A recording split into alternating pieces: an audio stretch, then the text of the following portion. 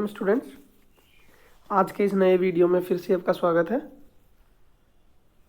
इसमें हम इकोनॉमिक्स के चैप्टर 1 के पार्ट 2 को डिस्कस करेंगे। इससे पहले हमने पार्ट 1 डिस्कस किया था। चैप्टर का नाम the story of village Palampur. और पिछले चैप्टर में हमने क्या डिस्कस किया उसको जल्दी जल्दी रिवाइज कर लेते हैं। सबसे पहले अब हमने उसमें ओवरव्यू देखा था। ओवरव्यू में हमने पाया कि पालमपुर एक गांव है। गांव में किस प्रकार से गांव के लोग किस प्रकार से अलग अलग प्रकार की इकोनॉमिक एक्टिविटीज़ में इन्वॉल्व हैं, जिसमें हमने सीखा कि एग्रीकल्चरल एक्टिविटीज़ उनकी बेसिक और इम्पोर्टेंट एक्टिविटी है। दूसरा, हमने उनमें मैन्युफैक्चरिंग, डेयरी, ट्रांसपोर्ट इनको डिस्कस किया। हमने वहाँ की कनेक्टिविटी देखी। कनेक्टिविटी के बाद में सोशल कंपोजिशन देखा, डिस्ट्रीब्यूशन ऑफ लैंड देखा। इसके अलावा और लोग जो अलग अलग एक्टिविटी में हैं, स्कूल हो गई आपकी, या अमेनिटीज़ देखी, जैसे हमने स्कूल्स, हेल्थ और आपकी इलेक्ट्रिसिटी। उसके बाद में हमने ऑर्गेनाइजेशन ऑफ प्रोडक्शन देखा, जिसमें की फैक्टर्स या प्रोडक्शन के लिए जो रिक्वायरमेंट्स है वो देखी, जिसमें लैंड, लेबर, फिजिकल कैपिटल और आपका ह्यूमन कैपिटल, ये हमने देखा। फिर हमने देखा फार्मिंग पैटर्न इन पालमपुर, जिसमें हमने लैंड रिसोर्सेज की बात की और मल्टी क्रॉपिंग, मॉडर्न जो आपका डिफरेंट क्रॉप देखे हमने उसके बाद में हमने मॉडर्न फार्मिंग मेथड देखे। तो यहाँ तक हमने उसमें देख लिया था। तो मुझे आशा है आपने वो वीडियो देखा होगा और आपने अच्छे से उसको समझा होगा। उसी को हम आगे करते हैं, चलते हैं अगली स्लाइड पर। इस स्लाइड में सबसे पहला पॉइंट हम डिस्कस करेंगे लैंड सस्टेनेबिलिटी। सबसे पहले तो आप सस्टेनेबल जो है उसको समझिए। सस्टेनेबल डेवलपमेंट भी आपने सीखे होंगे। सस्टेनेबल डेवलपमेंट में हमने क्या डिस्कस किया था कि डेवलपमेंट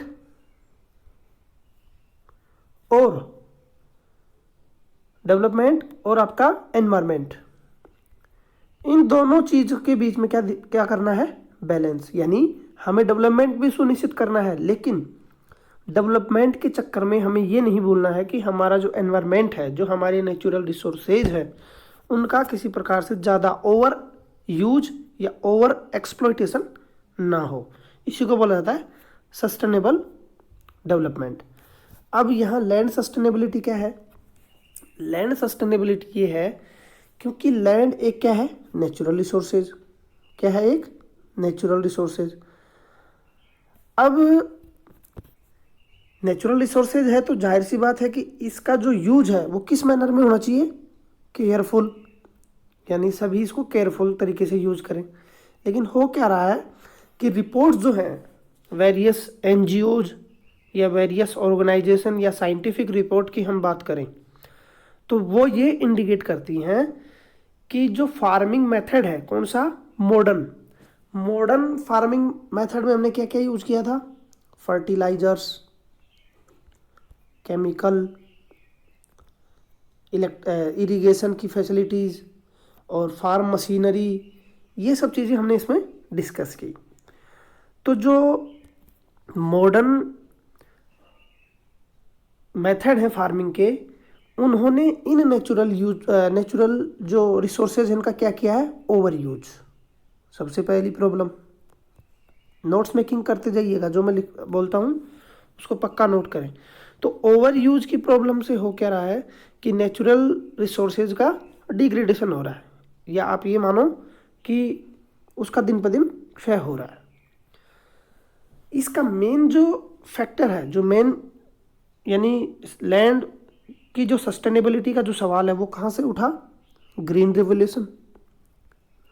ग्रीन रिवोल्यूशन के बारे में हमने डिस्कस किया था, एक बार फिर से आपको रिवाइज कर दे रहा हूँ। ग्रीन रेवोल्यूशन बेसिकली 1960s में आया हमारे कंट्री में। कब आया? 1960s में। इसके जो भारत में जनक थे वो थे MS स्वामीनाथन। MS स्वामीनाथन इसके जनक थे। ऑल ओवर वर्ल्ड की बात करें तो नॉर्मन बोरलॉग, हालांकि वो याद रखने की बात नहीं है, आप ये याद रखिए कि इंडिया में MS स्वामीनाथन इनके जनक थे। जब भी आप ग्रीन रेवोल्यूशन के बारे में लिखेंगे तो इनके बारे में जरूर चर्चा कर दीजिए। ग्रीन रेवोल्यूशन की ज़रूरत क्यों पड़ी? ग्रीन जो रेवोल्यूशन था उसकी ज़रूरत क्यों पड़ी? क्योंकि 1960s या जब से हमारा देश आज़ाद हुआ, 1950s की बात कीजिए, उसके बाद में जब हमारा देश आज़ाद हुआ तो हमारी इंडिपेंडेंट गवर्नमेंट आई।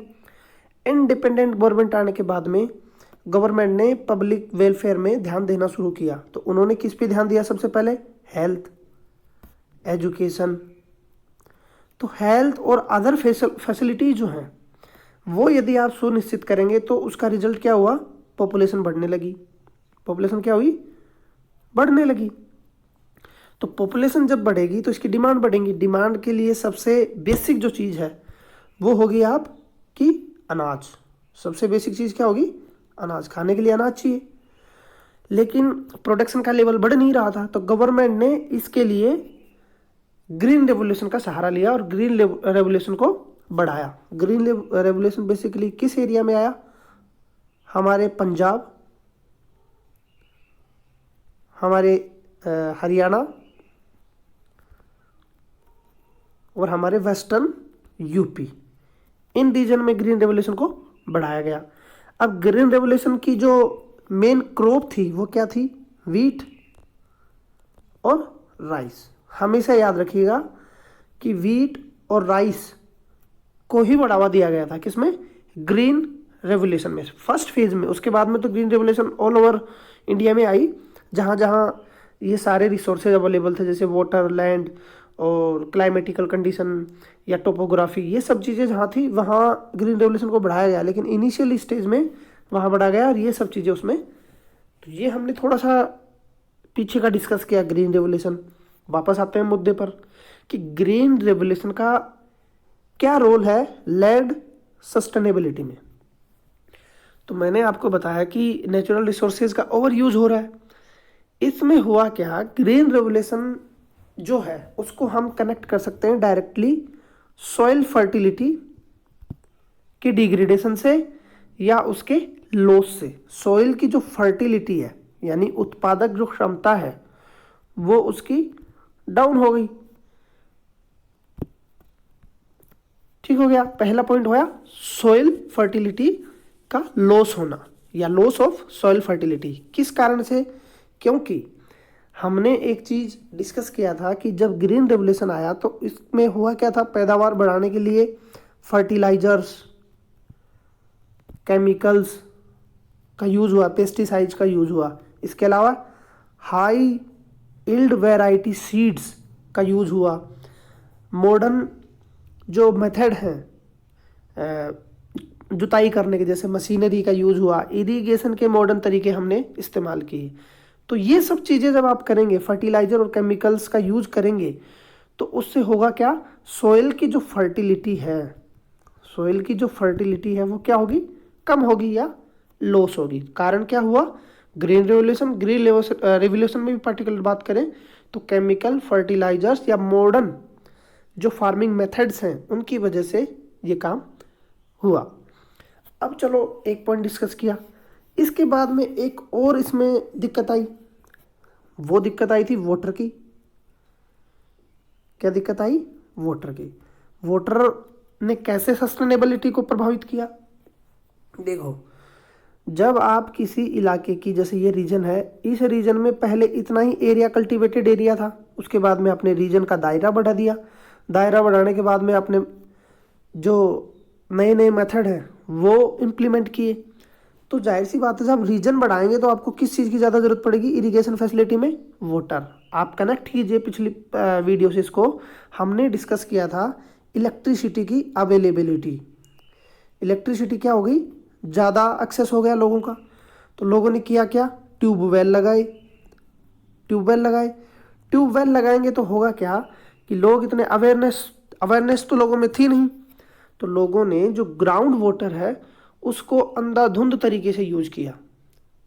ट्यूबवेल इरिगेशन के माध्यम से जो पानी है उसको ओवर यूज किया, एक्सट्रैक्शन इतना कर दिया कि जो हमारा वाटर टेबल है, वाटर टेबल क्या है, बीच बीच में कई चीज़ें आ जा रही हैं। वाटर टेबल, वाटर टेबल क्या है कि हमारी जो अर्थ है, अर्थ सरफेस के नीचे वाटर का एक स्तर होता है।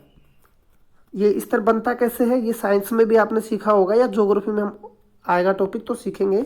वैसे मैं आपको थोड़ा सा यहाँ क्लियर कर दे रहा हूँ कि बारिश का पानी जब जमा होगा झीलों में, नहरों में, नदियों में या पेड़ों की जड़ों के सहारे, तो वो रिस कर या पर्कुलेट होकर नीचे जाता है और उस वाटर टेबल को क्या करता है, रिचार्ज करता रहता है। यानी जितना आप निकालोगे उतना बारिश का पानी नीचे चला जाता है। ये एक साइकिल है। लेकिन यदि आप इसको ज़्यादा मात्रा में निकालोगे और बारिश का पैटर्न आप देख रहे हो कम होती जा रही है, क्यों, क्लाइमेट चेंज की वजह से।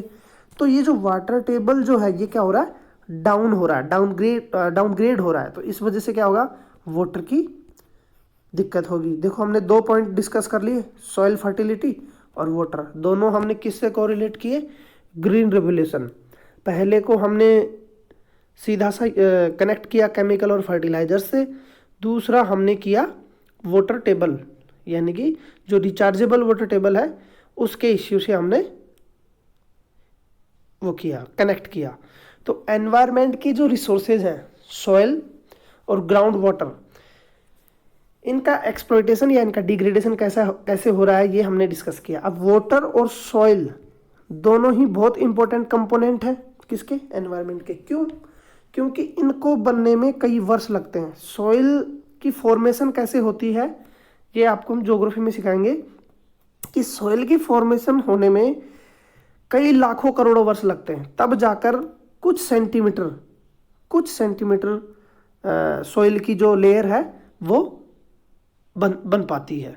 तो हमें ये जो रिसोर्सेज हैं इनको बहुत केयरफुली इनका इस्तेमाल करना है। अब ऐसा भी नहीं है कि हम अनाज उगाना छोड़ दें, ये भी तो नहीं हो सकता, लेकिन इसके लिए करना क्या होगा, लोगों में अवेयरनेस होनी चाहिए। होता क्या है ग्रामीण इलाकों में कि किसानों को अवेयरनेस तो होती नहीं है। जैसे ये पर्टिकुलर किसी किसान का खेत है, यहाँ ट्यूबवेल लगा है, ज़रूरत नहीं होने पर भी क्या करेंगे, उनके ट्यूबवेल्स चलते रहेंगे क्योंकि उनको इलेक्ट्रिसिटी आराम से मिल जा रही है, अभी वाटर भी अच्छा खासा अवेलेबल है तो उनका यूज़ कर रहे हैं। लेकिन इसी तरह यूज चलता रहेगा तो इन फ्यूचर ये जो सस्टेनेबिलिटी का इश्यू है ये उभर कर सामने आएगा। अब हम फर्टिलाइजर्स और केमिकल और फर्टिलाइजर्स जो हैं इनके डिसएडवांटेज और डिस्कस करते हैं थोड़ा सा। जो केमिकल या फर्टिलाइजर्स हम यूज़ करते हैं, जो केमिकल और फर्टिलाइजर्स हम यूज़ करते हैं ये करते क्या है, ये इमीडिएटली तुरंत प्रभाव से प्लांट जो होते हैं उनको क्या प्रोवाइड करते हैं, किसकी पूर्ति के लिए हम यूज करते हैं, मिनरल्स। विभिन्न प्रकार के मिनरल्स यदि लैंड में नहीं होंगे या सॉइल में नहीं होंगे तो उनकी पूर्ति के लिए तो फर्टिलाइजर्स और केमिकल यूज किए जाते हैं। तो ये तुरंत प्रभाव से उनको प्रोवाइड करते हैं प्लांट्स को, क्या, मिनरल्स। ये जो केमिकल्स और फर्टिलाइजर्स जो है ये इजीली वाटर में क्या होते हैं, डिजोल्व हो जाते हैं, इजीली डिजोल्व हो जाएंगे, लेकिन बहुत लंबे समय तक ये वाटर में अपने आप को बहुत लंबे समय में अपने आप को ये किस में नहीं रखेंगे, सॉइल में। देखो आप समझिएगा कंसेप्ट, हाँ, ये सबसे पहले सॉइल की फर्टिलिटी के लिए दिए जाते हैं कि सॉइल में कोई पर्टिकुलर जैसे जिप्सम नहीं है या पोटेशियम नहीं है या नाइट्रोजन सॉइल में नहीं है, तो हम विभिन्न प्रकार के फर्टिलाइजर सॉइल के हिसाब से यूज करते हैं। जब हमने उसमें फर्टिलाइजर या केमिकल यूज किया, यूज करने का मतलब ये हुआ कि वो वाटर में आसानी से घुल जाएंगे, घुलने के बाद में सॉइल में मिल जाएंगे, सॉइल में मिलके जो प्लांट उगेगा उसको इमीडिएट प्रभाव से वो जो कमी है, जिस मिनरल्स की या जिस खनिज तत्व की कमी है वो पूरी कर देगा।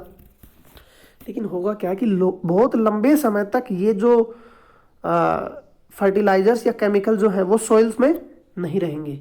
होगा क्या, जब बारिश बरसेगी जो मिट्टी में केमिकल और फर्टिलाइजर हमने यूज किए हैं वो बहकर किसके सहारे, पानी के सहारे किस में जाएंगे, रिवर्स में जाएंगे, लेक्स में जाएंगे। अब रिवर्स और लेक्स का पानी क्या करते हैं हम, पीने, ड्रिंकिंग वाटर में यूज करते हैं। तो देखो हमारे फूड चेन में आया कि नहीं आया, हमारे शरीर में इसका दिक्कत होगी या नहीं होगी। और जो ये पानी के साथ बहकर जाएंगे, इसके अलावा जो सॉइल के नेचुरल मिनरल्स हैं उनको भी अपने साथ लेके जाएंगे, तो सॉइल का डिग्रेडेशन भी होगा। ये हो एक चीज। दूसरी बात, जब हम प्लांट को ऐसे केमिकल्स और फर्टिलाइजर्स प्रोवाइड करते हैं तो ये हमारी फूड चेन में प्लांट के माध्यम से भी हमारे शरीर में जाएंगे। तो ये भी इनका एक बहुत बड़ा डिसएडवांटेज है। और केमिकल्स का क्या डिसएडवांटेज है, जो केमिकल्स और फर्टिलाइजर्स जो हैं वो जैसे किसी पर्टिकुलर एरिया की लैंड है, उसमें कुछ नेचुरल बैक्टीरिया और माइक्रो ऑर्गेनिज्म होते हैं, कुछ नेचुरल कुछ नेचुरल बैक्टीरिया जो कि बहुत ही ज़रूरी है किसके लिए, आपके लैंड फर्टिलिटी के लिए।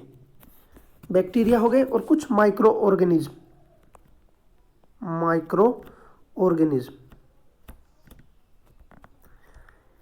ये क्या, ये सॉइल की फर्टिलिटी के लिए बहुत ज़रूरी है। और इनको क्या करते हैं, ये जो हम यूज करेंगे केमिकल्स और पेस्टिसाइड, ये ऐसा तो है नहीं कि सिर्फ उन्हीं सब बैक्टीरिया या जो अनावश्यक चीज़ें उनको ख़त्म करेंगी, ये तो जो आवश्यक चीज़ें हैं उनको भी मार देंगी। तो इस तरह से भी ये दिक्कत पैदा करता है। हम इसको एग्जाम्पल की सहायता से समझ सकते हैं। जैसे हमारे शरीर में कोई दिक्कत हुई, हम डॉक्टर के पास गए, डॉक्टर ने देखा कि इसके शरीर में बैक्टीरियल इन्फेक्शन हुआ है, तो वो एंटीबायोटिक देंगे। तो उससे होगा क्या कि जो इन्फेक्शन हुआ है उनको तो ख़त्म कर देंगे वो, लेकिन जो ज़रूरी एंजाइम्स या बैक्टीरिया या माइक्रो ऑर्गेनिज्म जो होते हैं उनको भी ये ख़त्म कर देते हैं। तो इस तरह से हम इसको जोड़ सकते हैं। और हम एक इश्यू और डिस्कस करते हैं। इतनी चीज़ें हमने डिस्कस कर ली। फर्टिलाइज़र के यूज का एक डिसएडवांटेज और है। और डिसएडवांटेज क्या है कि जो कॉस्ट है किसकी, फार्मिंग की, वो इंक्रीज हो जाती है। कॉस्ट क्या हो जाती है, इंक्रीज हो जाती है।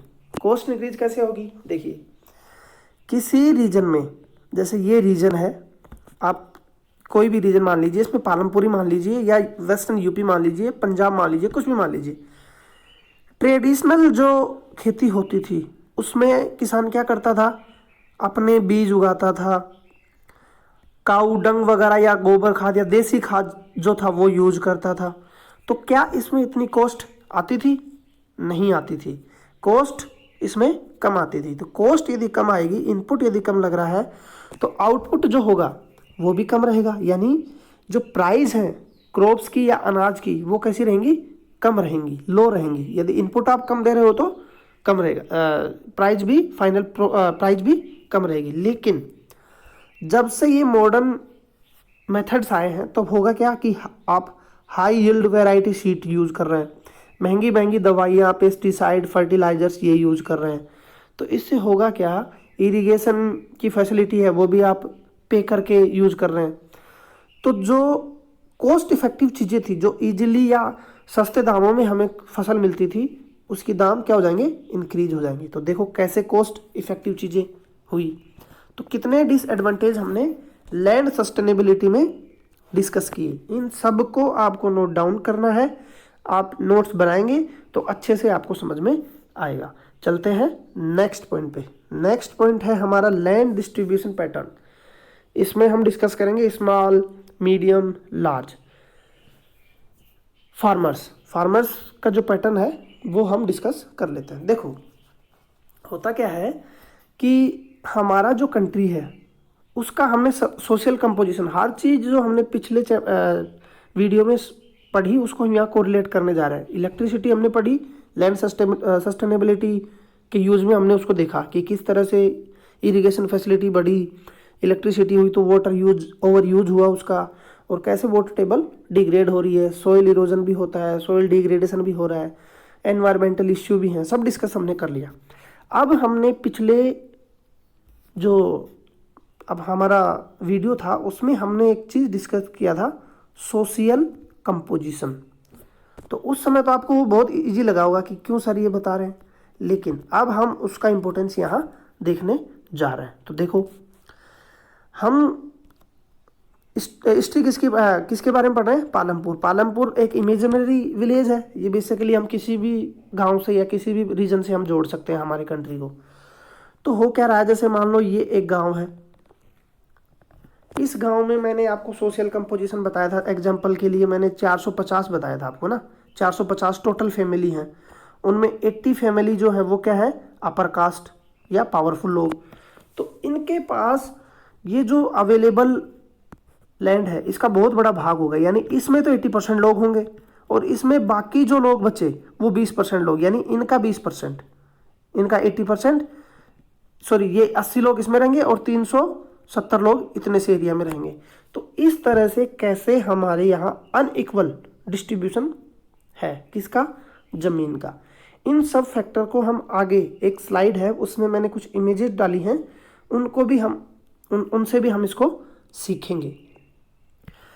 तो आपको लैंड डिस्ट्रीब्यूशन का पैटर्न आपको समझ में आ गया कि जो पावरफुल लोग हैं या जो रिच लोग हैं उनके पास ज़्यादा लैंड है, और जो दूसरे डिप्रेस्ड वर्ग से या मार्जिनलाइज सेक्शन से हैं उनके पास लैंड की अवेलेबिलिटी कम है।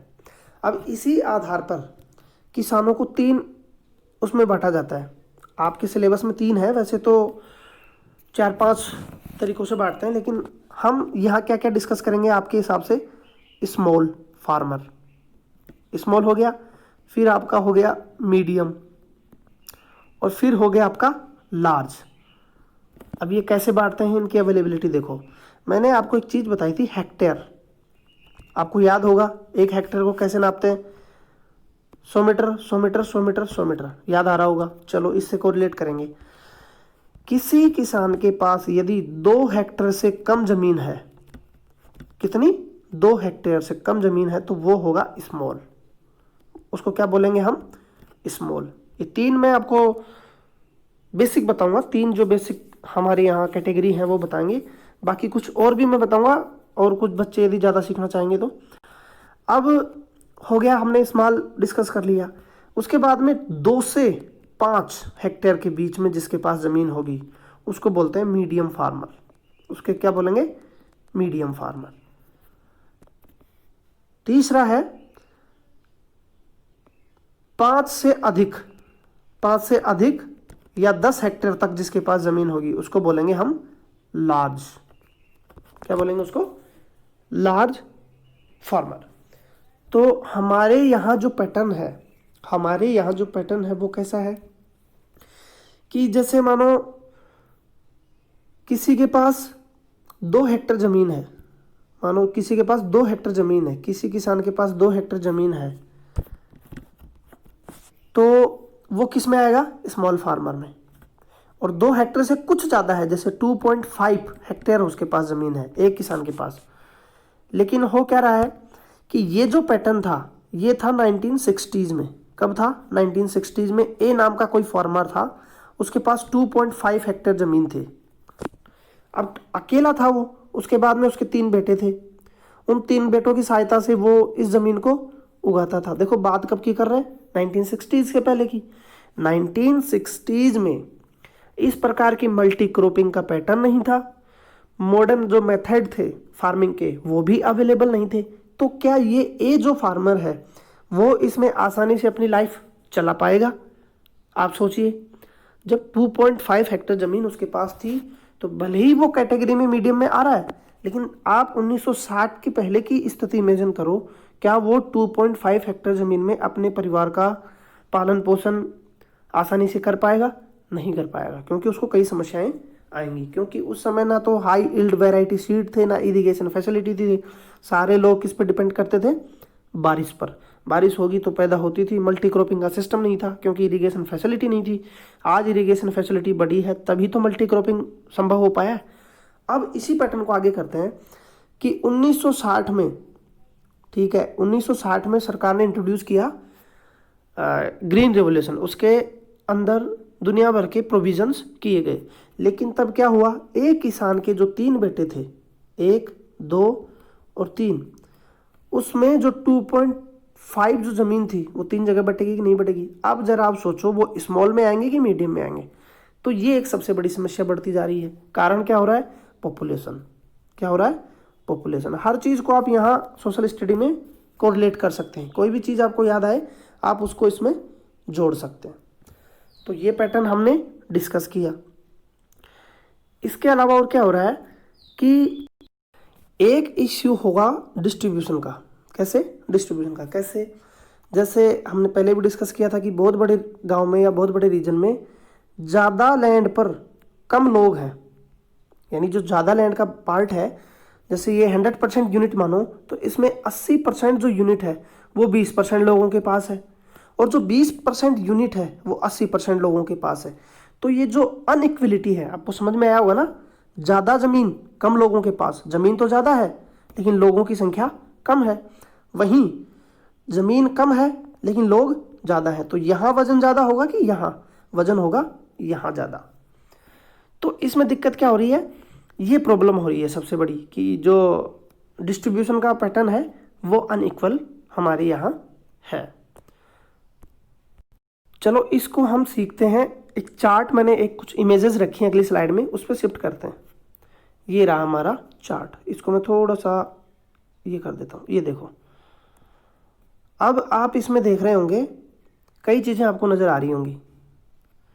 सबसे पहले आपको मार्जिनल मैंने आपको नहीं बताया, मैंने आपको लार्ज बताया, स्मॉल बताया और मीडियम बताया। ये दो अदर जो टाइप है वो है। तो 60% से ज़्यादा जो फार्मर है वो कैसे हैं?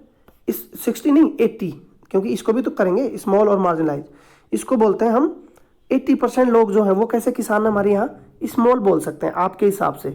नहीं तो स्मॉल से छोटी भी एक कैटेगरी होती है मार्जिनल फार्मर। उनकी क्या कंडीशन होती है कि जिनके पास 1 हेक्टेयर से कम ज़मीन होगी उनको बोलते हैं हम क्या? Marginal farmer. हमने क्या डिस्कस किया था कि 2 हेक्टेयर से कम जिसके पास ज़मीन होगी उसमें 0 से 2 आ गई, यानी जिसके पास नहीं है या जिसके पास है वो सब क्या होंगे? स्मॉल। लेकिन हम यहाँ किस में मर्ज कर देंगे? इसको और इसको स्मॉल में, आपके सिलेबस के अकॉर्डिंग। दूसरा हमने डिस्कस किया था मीडियम। तो देखो मीडियम कहाँ है? ये रहा मीडियम, सॉरी ये रहा आपका मीडियम, ये रहा आपका सेमी मीडियम। तो दोनों को इंक्लूड करेंगे कि नहीं करेंगे? 6 और 3 19। तो कितने लोग हो गए? 19% लोग तो हैं मीडियम सेकंड कैटेगरी में, 80% लोग हैं आपके फर्स्ट कैटेगरी में। तो पहला और लास्ट जो है लार्ज कम्युनिटी है वो कितने हैं? सिर्फ 1%। तो ये हमारे यहाँ पैटर्न है। तो आपको समझ में आया होगा इस स्लाइड की मदद से। और एक और स्लाइड है उसको देख लीजिए। हाँ, अब ठीक रहेगा। ये देखो, ये 2 स्लाइड हैं, एक तो कल्टीवेटेड एरिया, एक नंबर ऑफ फार्मर्स। आसानी से समझिएगा इसको। कल्टीवेटेड एरिया मतलब जैसे 100, ये बड़ा पूरा गांव है, तो ऐसा तो है नहीं कि पूरे उसमें हम उगाएंगे, उसमें रहने की फैसिलिटी भी होंगी और अदर एक्टिविटीज़ भी होंगी। लेकिन जो कल्टीवेटेड एरिया है, यानी किसी गांव में जो फसल उगाने का जो एरिया है वो इतना है, उसमें देखो क्या है कि 30% या 36% तो कौन है? स्मॉल फार्मर्स, और बाकी 64% कौन है? मीडियम और लार्ज। समझ में आ रहा होगा आपको? फिर से समझिए, ये जो रीजन, ये जो आपको दिख रहा है इसमें है स्मॉल फार्मर, और वो कितने हैं? 36%, यानी उनके पास ज़मीन कितनी है? 36%। समझ में आया आपको? यानी इसको हम यदि पूरे कल्टीवेटेड एरिया को 100 माने तो 100 में से सिर्फ 36% किनके पास है? स्मॉल फार्मर के पास। और ये जो बड़ा पार्ट है कितना बच गया? 64% में कौन है? मीडियम और लार्ज फार्मर। दोनों को इंक्लूड करके समझाने की कोशिश की गई है। वहीं हम इनकी पॉपुलेशन देखें तो ये जो लोग हैं कौन से? मीडियम और लार्ज, ये सिर्फ 20% है, और जिनके पास 36% लैंड है वो 80% है। तो ये आपको समझना था। आशा करता हूँ आपको अच्छे से समझ में आया होगा। वापस हम चलते हैं हमारी,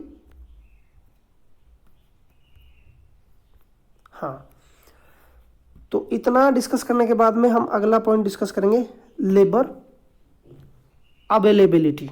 देखो, लेबर अवेलेबिलिटी का इश्यू ये है कि आप एग्रीकल्चरल एक्टिविटीज़, मैन्युफैक्चरिंग एक्टिविटीज़ या अदर जो एक्टिविटीज़ करते हैं उनके लिए लेबर फोर्स तो चाहिए ना, क्योंकि हमने सबसे पहले डिस्कस किया था कि जो की फैक्टर्स हैं, जो फैक्टर्स हैं फार्मिंग के लिए, वो land, labour, capital, physical capital हो, और लास्ट में हमने किया था ह्यूमन कैपिटल। तो कैपिटल में तो तीनों आ गए थे। तो अब हम सेकंड इसमें डिस्कस करेंगे लेबर। क्या डिस्कस करेंगे? लेबर। तो लेबर की प्रॉब्लम क्या है कि लैंड के बाद में ये सेकंड नेसेसरी फैक्टर है प्रोडक्शन के लिए, और किसी भी एग्रीकल्चरल एक्टिविटीज़ में जो लेबर है उसकी बहुत ज़्यादा ज़रूरत पड़ती है, यानी hard working, great deal of hard work ज़्यादा करना पड़ेगा। अब दिक्कत क्या होती है, हमने पैटर्न डिस्कस किया कि स्मॉल फार्मर भी हैं, मीडियम फार्मर भी हैं और लार्ज फार्मर भी हैं। तो स्मॉल फार्मर क्या करेगा, इसके अलावा एक कैटेगरी और आप डिस्कस कर लीजिए, ऐसे भी तो लोग होंगे जिनके पास किसी प्रकार की लैंड नहीं होगी, यानी लैंडलेस लेबरर। समझ आ गया? तो हम स्मॉल फार्मर की हम बात करें तो स्मॉल फार्मर क्या करेगा कि स्मॉल फार्मर अपने और अपने परिवार के साथ अपना जो छोटा सा टुकड़ा है खेत का उसमें लगा रहेगा और अपनी दिन भर की एक्टिविटी उसमें करेगा, और बड़ी मुश्किल से अपने परिवार का गुजारा हो सके इतना उसमें क्या करेगा, कुछ पैदा करेगा। उसके बाद में हम आते हैं मीडियम फार्मर के पास। मीडियम फार्मर क्या करेंगे, मीडियम फार्मर खुद तो इन्वॉल्व होंगे एग्रीकल्चरल एक्टिविटीज़ में, लेकिन ये जो लैंडलेस लेबरर्स हैं इनमें से कुछ लोगों को हायर करके और अपना क्या करेंगे, एग्रीकल्चरल एक्टिविटीज़ को आगे करेंगे। देखो पैटर्न समझना है हमें कि किस तरह से लेबर फोर्स काम करती है। तीसरा हो गया आपका लार्ज फार्मर क्या करते हैं। लार्ज फार्मर आपने 6th क्लास में भी सीखा होगा कि लार्ज फार्मर के लोग जो हैं, ये जो लार्ज फार्मर्स हैं वो क्या करेंगे, ये जो लैंडलेस लेबरर्स हैं इनको हायर करते हैं, और हायर भी नहीं करते, ये इनका क्या करते हैं, एक्सप्लॉयटेशन करते हैं। अभी हम यहाँ बनाएंगे सिर्फ लार्ज फार्मर का। जैसे ये लैंडलेस लेबरर्स जो हैं इनको बुलाएंगे, अपने खेत में काम करवाएंगे, काम करो भाई आप, दिन भर काम कराएंगे, तो इनके जो वेजेस होंगे वो बहुत ही लो होंगे, या होंगे तो यानी पहली बात तो ये इनको पैसा देते ही नहीं, पैसा देंगे तो उनका जो लेवल है वो बहुत ही कम होगा। दूसरी चीज़, इनको ये बिना वेज दिए ही रखेंगे, बदले में इनको खाना देंगे दिन भर का मील, भाई ठीक है आप खाओ और काम करते रहो। इनको और जो बेसिक चीज़ें हैं वो इनको प्रोवाइड कर देंगे, लेकिन इनको किसी प्रकार की वेज नहीं देंगे। तो हो गया एक्सप्लॉयटेशन। हम क्या पढ़ रहे हैं, सोशल स्टडी। सोशल स्टडी में किसी प्रकार का कोई डिस्क्रिमिनेशन, किसी प्रकार का कोई एक्सप्लॉयटेशन नहीं होना चाहिए। लेकिन ये पैटर्न है हमारे यहाँ, जो लैंडलेस या जो बिल्कुल गरीब लोग हैं जिनके पास किसी प्रकार की ज़मीन नहीं है वो यहाँ करेंगे। दूसरा, हम स्मॉल फार्मर पे शिफ्ट करते हैं। स्मॉल फार्मर को भी जब सीजनली किसी प्रकार की कोई किसी प्रकार का कोई काम नहीं होगा तो उसके यहाँ वो आएगा और यहाँ काम करेगा और कुछ पैसा लेगा, फिर उससे हमारा अपना घर चलाएगा। और क्या दिक्कत होती है, मीडियम फार्मर की स्थिति ठीक है भाई, वो अपना काम करता रहेगा, लेकिन स्मॉल फार्मर यहाँ अपना काम भी करता है और इधर भी आना पड़ता है। लैंडलेस जो लेबरर्स हैं उनके सामने क्या दिक्कत है कि ये जो लार्ज फार्मर होते हैं, जो लार्ज फार्मर होंगे, तो आप एक चीज़ बताइए, जिसके पास इतनी बड़ी ज़मीन है उसके पास वेल्थ भी खूब होगी। तो इस वेल्थ के ज़रिए ये जो फार्मिंग एक्टिविटी है इसके अलावा भी जो इसके पास कैपिटल होती है उसको कहीं और वो क्या करता है, इन्वेस्ट करता है। जैसे मैन्युफैक्चरिंग एक्टिविटीज उसने एस्टेब्लिश कर दी, गांव में ही कोई फैक्ट्री वैक्ट्री लगा दी, कोई दुकान खोल दी, अब उसमें भी तो लेबर चाहिएगी, उसमें भी क्या चाहिए, लेबर चाहिए। तो जो लोग बिना काम के या बिना ज़मीन के होते हैं वो क्या सोचते हैं, वो यहाँ जाते हैं, उनको पता है हमें वेजेस नहीं दी जाते, हमें किसी प्रकार के वो नहीं दिए जाते, लेकिन जब या वेजेस उनके कम होते हैं, लेकिन जब उनको ये पता लगता है कि हमारी वेजेस कम हैं, तब भी वो इसको छोड़कर कहीं और नहीं जा सकते। क्यों? सबसे बड़ी प्रॉब्लम है सीजनल अनएम्प्लॉयमेंट, यानी मौसम के हिसाब से जो बेरोजगारी आती है उसकी हम बात कर रहे हैं। जब फार्मिंग का सीजन होगा, चाहे से वो हार्वेस्टिंग हो या सोविंग हो, उस समय तो लेबर की जरूरत पड़ेगी, लेकिन वर्ष भर इस प्रकार से लेबर की ज़रूरत नहीं पड़ती। तो जो कम वेज में काम करने वाले लोग हैं वो ये सोचते हैं कि हमें वर्ष भर काम मिलेगा, इस वजह से वो लार्ज फार्मर के यहाँ बंधे रहते हैं और उसके यहाँ कम पैसों में भी काम करने को एग्री हो जाते हैं। तो ये एक समस्या है। इसके अलावा होता क्या है कि जो वेजेज हैं, वेजेज जो दी जाएंगी, वेजेज जो होंगी वो वेरी करेंगी। किससे? रीजन टू रीजन और क्रॉप टू क्रॉप। मतलब जैसे कोई फसल उगा रहा है, खाद्य जो पदार्थ है, जैसे राइस उगा रहा है या वीट उगा रहा है, तो उसकी जो रेट है वो अलग होंगी। वहीं यदि वेजिटेबल्स उगा रहे हैं, क्योंकि इनमें ज़्यादा लेबर चाहिए, ज़्यादा मेहनत चाहिए, तो यहाँ पैसे ज़्यादा होंगे। एक रीजन में ज़्यादा एग्रीकल्चरल एक्टिविटी होती हैं तो वहाँ लेबर फोर्स कम अवेलेबल है, तो डिमांड एंड सप्लाई का रूल लागू होता है। डिमांड एंड सप्लाई, ये क्या है मैं बता देता हूँ। डिमांड एंड सप्लाई में क्या है कि किसी भी चीज़ की डिमांड यदि बढ़ेगी, किसी भी चीज़ की डिमांड सप्लाई यदि बढ़ेगी तो उसकी डिमांड क्या होगी? कम होगी। जैसे मार्केट में ओनियन बहुत आ गए, मतलब सप्लाई बहुत होगी, तो क्या उसके पैसे बढ़ेंगे कि कम होंगे? गैस करो, बिल्कुल कम होंगे। सेम चीज़, जैसे ये रीजन है, इस रीजन में एग्रीकल्चरल एक्टिविटी ज़्यादा होती है, इसमें एग्रीकल्चरल एक्टिविटी कम होंगी। तो यहाँ यदि ज़्यादा होंगी तो लोगों की ज़रूरत ज़्यादा पड़ेगी। अब लोगों की ज़रूरत ज़्यादा पड़ेगी तो वेजेस हाई होंगी या कम होंगी?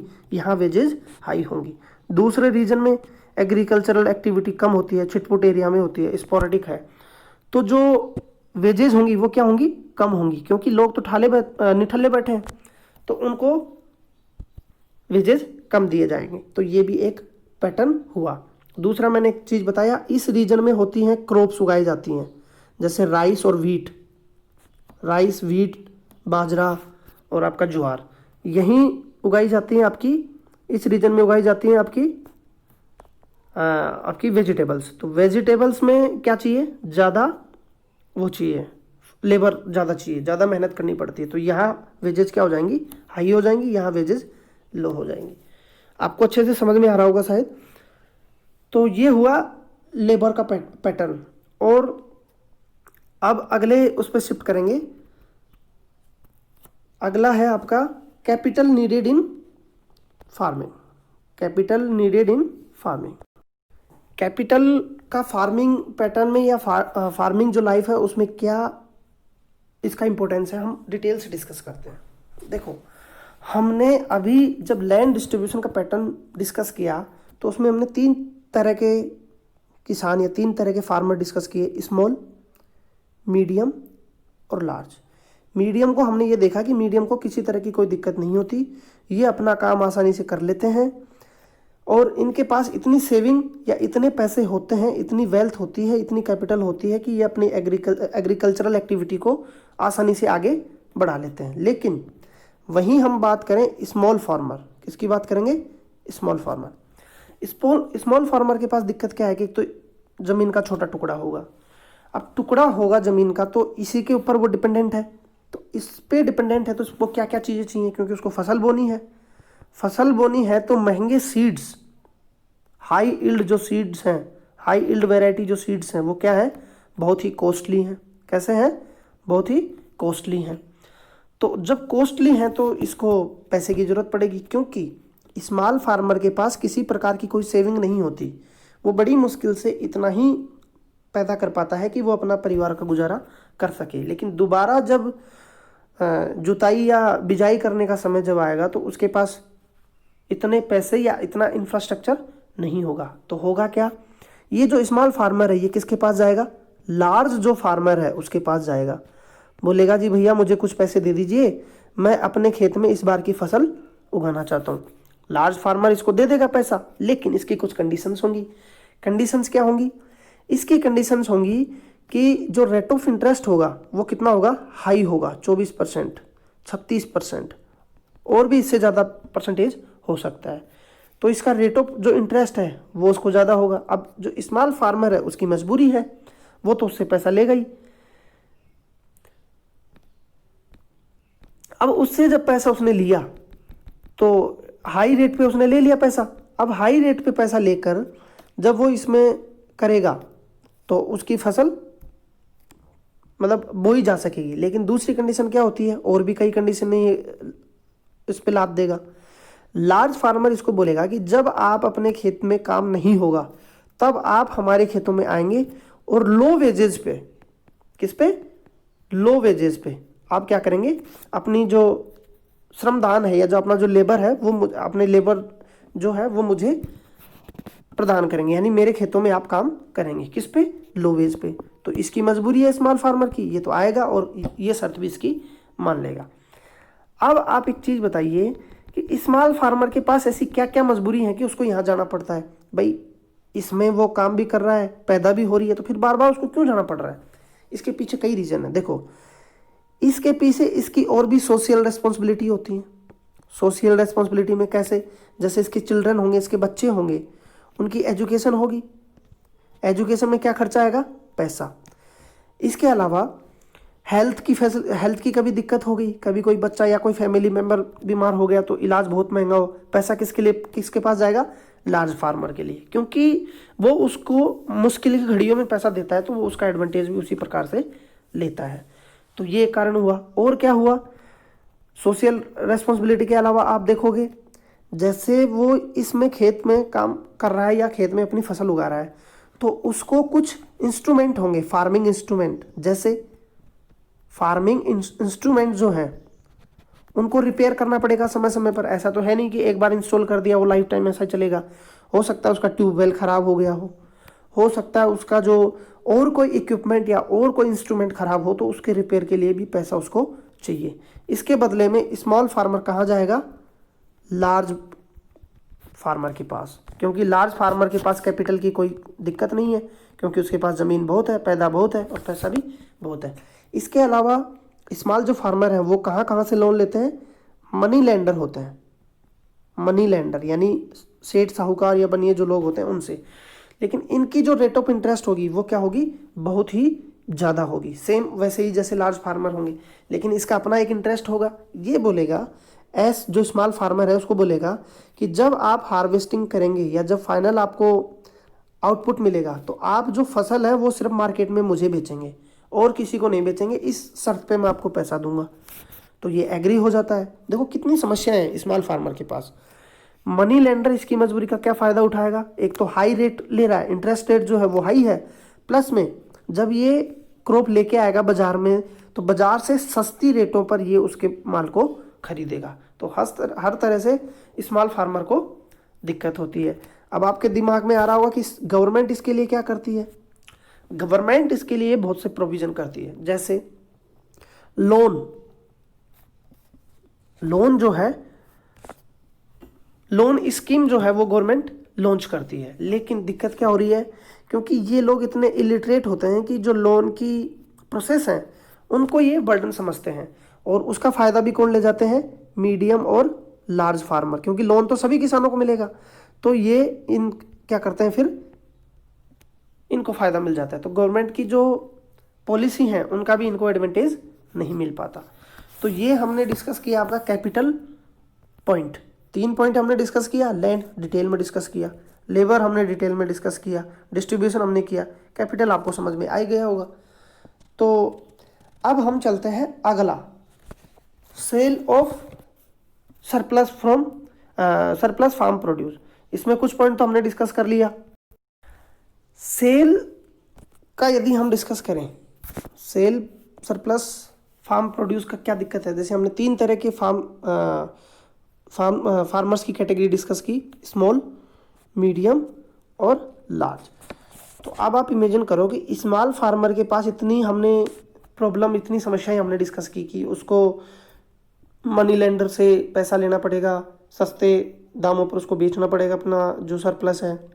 पहली बात तो इसके पास जो सरप्लस होगा वो कम होगा, क्यों, क्योंकि लैंड का टुकड़ा इसके पास छोटा है। तो जो फैमिली कंजप्शन है उसके बाद में कुछ मिनिमम मात्रा में इसके पास क्या होगा, सरप्लस होगा, उसको वो ले जाकर भी किस पे बेचेगा, सस्ती रेट पे। दूसरा हम डिस्कस करते हैं मार्जिनली मीडियम जो किसान है इनके पास अच्छी खासी ज़मीन होती है तो ये अपने फैमिली कंजप्शन के बाद में भी अच्छी खासी मात्रा में बाजार में ले जाकर अपने उसको सरप्लस को बेच देते हैं। लार्ज फार्मर के पास क्या है, लार्ज फार्मर के पास इतनी कैपेबिलिटी होगी कि जब ये इसका जो नेगोशिएशन पावर है, यानी जो मार्केट के जो लोग हैं या मार्केट के जो ट्रेडर्स हैं, उनसे ये लार्ज फार्मर अच्छे से क्या करेंगे, बार्गेनिंग करेंगे। इनका जो बार्गेनिंग या नेगोशिएशन पावर है वो ज़्यादा होगा। क्यों? क्योंकि इनके पास कैपिटल है। इतनी ज़रूरत नहीं है कि हम इतनी जल्दी सामान को बेचें, वो कुछ दिन तक उसको होल्ड भी करेंगे और जब उनको अच्छे भाव मिलेंगे, अच्छी कीमत मिलेगी, तब वो बेचेंगे। इसके अलावा लार्ज फार्मर क्या करते हैं कि सीधा इन दोनों से भी ये खरीद लेते हैं माल और उसको क्या करते हैं, स्टॉक करते हैं, और फिर जब बाजार में अच्छी कीमत आती है तब उस माल को बेचते हैं। तो ये हमने पैटर्न डिस्कस किया। इसके अलावा हमने एक डिस्कस किया था कनेक्टिविटी। आपको याद आ रहा होगा पिछले वीडियो में, कनेक्टिविटी का इसमें बहुत बड़ा रोल है। जैसे स्मॉल फार्मर हो, मीडियम हो या लार्ज हो, तीनों को अपने गांव से एक छोटे शहर में जाने के लिए क्या चाहिए, कनेक्टिविटी, रोड कनेक्टिविटी। हमने ये देखा था कि जो पालनपुर जो गांव है उसकी road connectivity all weather connectivity है, यानी कि कनेक्टिविटी की कोई दिक्कत नहीं। तो कनेक्टिविटी का भी बहुत बड़ा रोल है। कनेक्टिविटी से भी प्राइस क्या होंगे, इंक्रीज होंगे, और जब आप इनपुट लेके आएंगे, इनपुट के लिए भी इसका यूज़ करेंगे, तो कनेक्टिविटी का भी रोल हमने इसमें यूज़ कर लिया। ये था आपका सरप्लस फार्म प्रोडक्ट। अब इसमें हम एक नई स्लाइड में या नए पेज पर चलते हैं, वहाँ हम दो अलग अलग टॉपिक डिस्कस करेंगे। चलो इस वीडियो को हम यहीं रोकते हैं क्योंकि इसकी लेंथ काफ़ी हो गई, लगभग 45 मिनट का से ज़्यादा हो गया। तो अगले वीडियो में एक छोटा सा वीडियो होगा इसका लास्ट, उसमें हम डिस्कस करेंगे नॉन फार्म एक्टिविटी। हमने अभी तक फार्मिंग एक्टिविटी देख ली, अब नॉन फार्म एक्टिविटी हम इसके बाद में देखेंगे। आज के इस वीडियो में आपके लिए कोई मैप वर्क नहीं है। अब मैप वर्क आप ले लीजिए। मैप वर्क क्या करेंगे, मैप वर्क में आप जो ओशंस हैं उनको शो करेंगे, और कॉन्टिनेंट को आप लिखेंगे किस में, डिक्रीजिंग ऑर्डर में, यानी कि सबसे बड़ा, फिर सबसे छोटा, फिर उससे छोटा, फिर उससे छोटा, फिर उससे छोटा, ऐसे आप लिखेंगे। और कुछ कॉन्टिनेंट के सामने उनकी जो मेजर कंट्री हैं, जैसे एशिया के सामने आप लिख सकते हैं भारत, चीन, रसिया।